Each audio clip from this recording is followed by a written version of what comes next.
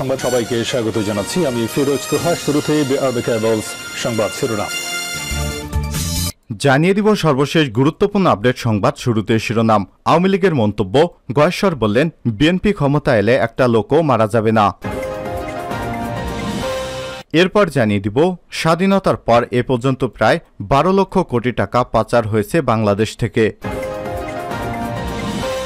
জানিয়ে দিব বেনজিরের দেশ ত্যাগের নিষেধাজ্ঞা ছিল না বলছেন পররাষ্ট্রমন্ত্রী ড হাসান মাহমুদ।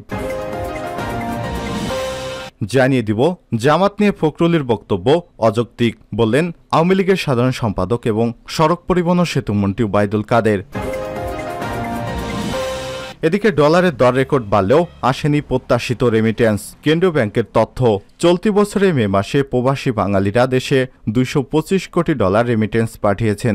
অন্যান্য মাসের তুলনায় রেমিটেন্স কিছুটা বাড়লেও জনশক্তি রপ্তানির তুলনায় তা প্রত্যাশিত হয়নি বলে জানিয়েছে কেন্দ্রীয় ব্যাংক। কারণ সম্প্রতি ডলার দর এক লাফে 60 টাকা বাড়ানোর কথা থাকলেও যার মূল উপকারভোগী হচ্ছে প্রবাসীরা, তার সঙ্গে পাচ্ছে প্রায় 2.5% প্রণোদনা। সব মিলে প্রবাসীরা বৈধ পথে রেমিটেন্স পাঠালে এখন ব্যাংকিং চ্যানেলে যে রেমিটেন্স আসার কথা ছিল যা হুন্ডির প্রায় কাছাকাছি, তারপরেও কাঙ্ক্ষিত হারে রেমিটেন্স বাংলাদেশে আসছে না।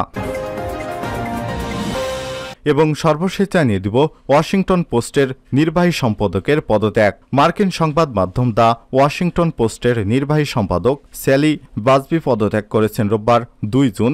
সংবাদ মাধ্যমটির প্রকাশক এবং প্রধান নির্বাহী উইলিয়াম সুইস এই ঘোষণা দেন। প্রিয় দর্শক, এতক্ষণ শুনছিলেন সংবাদ শিরোনাম, এবার বিস্তারিত।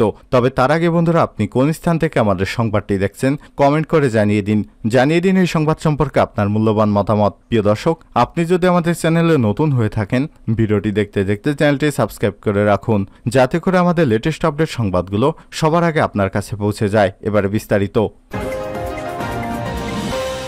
আওয়ামী লীগের মন্তব্য, গয়েশ্বর বললেন বিএনপি ক্ষমতা এলে একটা লোকও মারা যাবে না। বিএনপি ক্ষমতা আসলে আওয়ামী লীগের একটা লোকও মারা যাবে না বলে মন্তব্য করেছেন বিএনপির জাতীয় স্থায়ী কমিটির সদস্য গয়েশ্বর চন্দ্র রায়। তিনি বলেন, আওয়ামী লীগ নেতারা বলে থাকেন বিএনপি ক্ষমতা আসলে একদিনে 2 লাখ লোক মারা যাবে। আমি বলছি বিএনপি ক্ষমতা আসলে আওয়ামী লীগের একজন লোকও মারা যাবে না। সোমবার 3 জুন দুপুরে রাজধানীর নয়াপল্টনে দলের কেন্দ্রীয় কার্যালয়ের সামনে ঢাকা মহানগর দক্ষিণ ছাত্র দলের উদ্যোগে অনুষ্ঠিত মানববন্ধনে গয়েশ্বর চন্দ্র রায় এসব কথা বলেন। মহানগর দক্ষিণ বিএনপির সদস্য ইশাক হোসেনের মুক্তির দাবিতে এই কর্মসূচির আয়োজন করা হয়। মহানগর দক্ষিণ ছাত্র দলের সভাপতি পাবেল শিকদারের সভাপতিত্বে আরও বক্তব্য রাখেন বিএনপি নেতা আব্দুল সালাম, শামসুর রহমান শিমুল বিশ্বাস, রফিকুল আলম মজনু, নবিউল্লাহ নবী, কেন্দ্রীয় ছাত্র দলের সভাপতি রাকিবুল ইসলাম রাকিব প্রমুখ। দ্রব্যমূল্যের ঊর্ধ্বগতির ফলে দেশের মানুষের ক্রয় ক্ষমতা নিয়ন্ত্রণের বাইরে চলে গেছে উল্লেখ করে গয়েশ্বর চন্দ্র রায় বলেন, দুর্নীতিকে চ্যাম্পিয়ন সরকার ভর্তুকির নামে জ্বালানি তেল, গ্যাস, বিদ্যুতের দাম বাড়ানো হয়েছে। এসবের প্রভাব পড়েছে নিত্য প্রয়োজনীয় জিনিসপত্রের দামের উপর। মানুষের কি কষ্ট, আর এই সরকার অর্থের অপচয় করে এক এক সময় এক একটা ঘটনা ঘটায়। বিএনপির মূল লক্ষ্য এই সরকারকে সরানো উল্লেখ করে তিনি বলেন, একবার আওয়ামী লীগ ভারতে পালিয়েছিল, আবারও পালাবে। দেশের মানুষ কিছু না বললেও পালাবে। কথা আছে, বনের বাগে না খেলেও মনের বাগে খায়। দলের ভারপ্রাপ্ত চেয়ারম্যান তারেক রহমানের নেতৃত্বে গণতান্ত্রিক আন্দোলন চলবে উল্লেখ করে তিনি বলেন, 16 বছর ধরে কষ্ট করছেন, হয়তো আপনাদের আরও কিছু সময় দিন কষ্ট করতে হবে। এই আন্দোলন সফল হওয়া মানে গণতন্ত্র ফিরে পাওয়া, বাংলাদেশকে ফিরে পাওয়া। তাই ঐক্যবদ্ধভাবে আন্দোলন চালিয়ে যেতে হবে। জনগণের ভোটে এখন জনপ্রতিনিধিত্ব নির্বাচন হয় না বলে মন্তব্য করে তিনি বলেন, এখন জনপ্রতিনিধি নির্বাচিত করে পুলিশ এবং কিছু এজেন্সি, এটা কি তাদের কাজ? এদের কাজ কি গুমের সহযোগিতা করা? দাগী আসামিকে সীমান্ত পার করে দেয়া হয় নাকি? আইনি জটিলতায় ভারতে অবস্থানরত বিএনপি নেতা সালাউদ্দিন আহমেদকে শিলংয়ে উদ্ধার প্রসঙ্গে গয়েশ্বর চন্দ্র রায় বলেন, আপনারা জানেন 2015 সালে আমাদের স্থায়ী কমিটির সদস্য সালাউদ্দিন আহমেদকে তার উত্তরা বাসা থেকে রাতের আধারে এই সরকার ভারতে নিয়ে তারপর জেলে আটকে রাখে।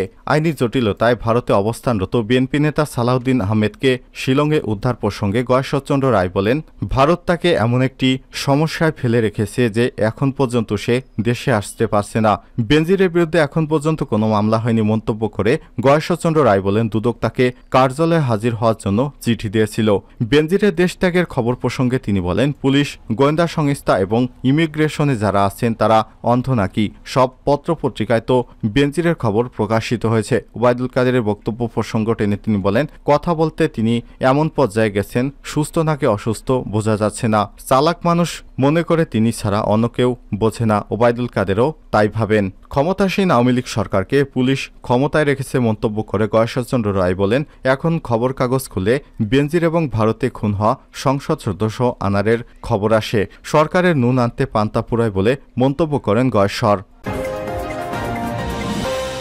স্বাধীনতার পর এ পর্যন্ত প্রায় 12 লক্ষ কোটি টাকা পাচার হয়েছে বাংলাদেশ থেকে। দেশ স্বাধীনতার পর থেকে 2022-23 অর্থবছর পর্যন্ত 11,92,815 কোটি টাকা বিদেশে পাচার হয়েছে, যার মধ্যে 0.49% উদ্ধারের প্রস্তাব দিয়েছে বাংলাদেশের অর্থনৈতিক সমিতি, যার পরিমাণ হবে 5,000 কোটি টাকা। সোমবার 3 জুন অর্থনীতি সমিতির অডিটোরিয়ামে বাংলাদেশ অর্থনীতি সমিতির বিকল্প বাজেট প্রস্তাবনা 2024-25 উন্নত বাংলাদেশ অভিমুখী বাজেট শীর্ষক সংবাদ সম্মেলনে সমিতির সভাপতি ড কাজী খলিকুজ্জামান আহমেদ এবং সাধারণ সম্পাদক অধ্যাপক ড মোহাম্মদ আইনুল ইসলাম ওই প্রস্তাব উপস্থাপন করেন। এ সময় অর্থনীতি সমিতির সাবেক সভাপতি অধ্যাপক ড আবুল বারকাত উপস্থিত ছিলেন। কালো টাকা প্রসঙ্গে তিনি সমিতির সাবেক সাধারণ সম্পাদক ড কামাল উদ্দিন বলেন, এসব টাকা উদ্ধারে রাজনৈতিক সদিচ্ছা দরকার। অর্থনীতিকে পরিচালিত করে রাজনীতি, সঠিক লাইনে ব্যবস্থা নিলে পদ্ধতি আছে। ডিজিটাল পেমেন্ট সিস্টেম অন্যতম। এটা শতভাগ করতে পারলে কালো টাকার অবস্থান বের করা সম্ভব। এ বিষয়ে আবুল বারাকাত বলেন, অর্থ মন্ত্রণালয় একটি গবেষণা করেছিল যা প্রকাশ হয়নি। সেখানে বলা হয়েছিল বাংলাদেশে কালো টাকার পরিমাণ জিডিপির 33 থেকে 66% হতে পারে। অর্থনীতি সমিতির হিসাবে প্রতি বছরে গড়ে 33% মূলক কালো টাকা হিসাব দিতে হয়েছে। 2024-25 অর্থবছরের জন্য 11,95,486 কোটি টাকার বিকল্প বাজেট প্রস্তাব করেছে অর্থনীতি সমিতি, যার আকার চলতি 2023-24 অর্থবছরে আকারের বাজেটের চেয়ে 1.57 গুণ বেশি।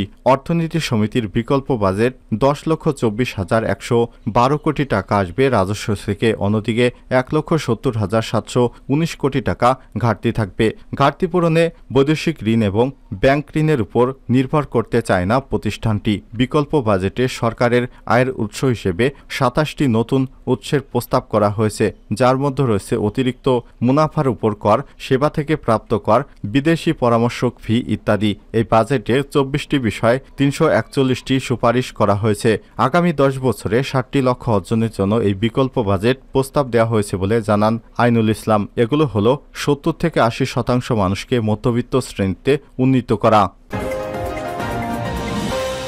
বেনজিরের দেশ ত্যাগে নিষেধাজ্ঞা ছিল না পররাষ্ট্রমন্ত্রী ড হাসান মাহমুদ বলেছেন, পুলিশের সাবেক মহাপরিদর্শক বেনজির আহমেদের দেশ ত্যাগে কোনো নিষেধাজ্ঞা ছিল না। সে কোথায় যাবে এ ব্যাপারে কোনো নিষেধাজ্ঞা ছিল না, তাই তিনি তার প্রয়োজনে কোথাও যেতেই পারেন। তিনি আগামী 6 জুন দুদকের তলবে হাজির হচ্ছেন কিনা সেটি এখন দেখার বিষয়। সোমবার 3 জুন দুপুরে পররাষ্ট্র মন্ত্রণালয়ের এন্টিগা নিউ ইয়র্ক সফর এবং পরবর্তী মিডিয়া ব্রিফিংয়ে তিনি সব প্রশ্নের উত্তরে পররাষ্ট্রমন্ত্রী এসব কথা বলেন। পররাষ্ট্রমন্ত্রী বলেন, বেনজির আজিজ ইস্যুতে পররাষ্ট্রমন্ত্রী বলেন, আমাদের দুদক, আমাদের আদালত স্বাধীনভাবে কাজ করছে বলেই বিষয়গুলো উঠে এসেছে। জাতিসংঘে বাংলাদেশের শান্তিরক্ষী নিয়ে জার্মান ভিত্তিক সংবাদ মাধ্যম ডয়েচে ভেলের প্রতিবেদন নিয়ে জানতে চাইলে হাসান মাহমুদ বলেন, ডয়েচে ভেলের প্রতিবেদনের সারমর্ম বোঝা বড় মুশকিল, কারণ কোনো তথ্য উপাত্তের মাধ্যমে এই প্রতিবেদন করা হয়নি। জাতিসংঘ শান্তিরক্ষী কার্যক্রমে আমাদের অবদানটাকে খাটো করার জন্য বাংলাদেশের অবদানকে হেয় করার উদ্দেশ্যে ডয়েচে ভেলের প্রতিবেদন, যেখানে আমাদের শান্তিরক্ষী বাহিনীর কার্যক্রম বিশ্বের চোখে প্রশংসনীয়। জাতিসংঘের মহাসচিবও সেক্ষেত্রে আমাদের প্রশংসা করেছেন। সেখানে ডয়েচে ভেলের প্রতিবেদনের কোনো ভিত্তি নেই। জামাত নিয়ে ফখরুলের বক্তব্য অযৌক্তিক বলছেন ওবায়দুল কাদের। জামাত ইসলাম সম্পর্কে বিএনপির মহাসচিব মির্জা ফখরুল ইসলাম আলমগীর যে বক্তব্য দিয়েছেন তা অযৌক্তিক এবং দ্বিচারিতাপূর্ণ বলে মন্তব্য করেছেন আওয়ামী লীগের সাধারণ সম্পাদক এবং সড়ক পরিবহন ও সেতুমন্ত্রী ওবায়দুল কাদের। তিনি বলেন, বিএনপি স্বাধীনতা বিরোধী অপশক্তিকে নিজেদের রাজনৈতিক হাতিয়ার হিসেবে ব্যবহার করে আসছে। সোমবার 3 জুন দুপুরে আওয়ামী লীগের দপ্তর সম্পাদক বিপ্লব বড়ুয়া স্বাক্ষরিত এক বিবৃতিতে তিনি এসব মন্তব্য করেন। ওবায়দুল কাদের বলেন, জিয়াউর রহমান এদেশে স্বাধীনতা বিরোধী উগ্র সাম্প্রদায়িক অপশক্তিকে রাজনীতি করার সুযোগ করে দিয়েছেন। আওয়ামী লীগ সাধারণ সম্পাদক বলেন, স্বাধীনতা বিরোধী এবং সাম্প্রদায়িক অপশক্তি রাজনীতির সামাজিক বৈধতা এবং স্বীকৃতি প্রতিষ্ঠায় বিএনপি বরাবরই প্রচেষ্টা চালিয়ে আসছে। বিএনপির রাজনীতি এই চক্রেই আবর্তিত। তিনি বলেন, জামাত সম্পর্কে বিএনপির মহাসচিব মির্জা ফখরুল ইসলাম আলমগীরের বক্তব্য একথা আবার প্রমাণিত হয়েছে যে তারা যেখানে যে অবস্থাতেই থাকুক না কেন স্বাধীনতা বিরোধী জামাতসহ সাম্প্রদায়িক অপশক্তির সঙ্গে বিএনপির গভীর বন্ধন রয়েছে। বিবৃতিতে কাদের বলেন, আওয়ামী লীগের রাজনীতি পরিচালিত হয় মহান মুক্তিযুদ্ধের চেতনা এবং আদর্শের ভিত্তিতে। মহান মুক্তিযুদ্ধের চেতনা এবং আদর্শ বিরোধী কোনো রাজনৈতিক অপশক্তিকে আওয়ামী লীগ কখনোই স্বীকৃতি দেয়নি, ভবিষ্যতেও দেবে না।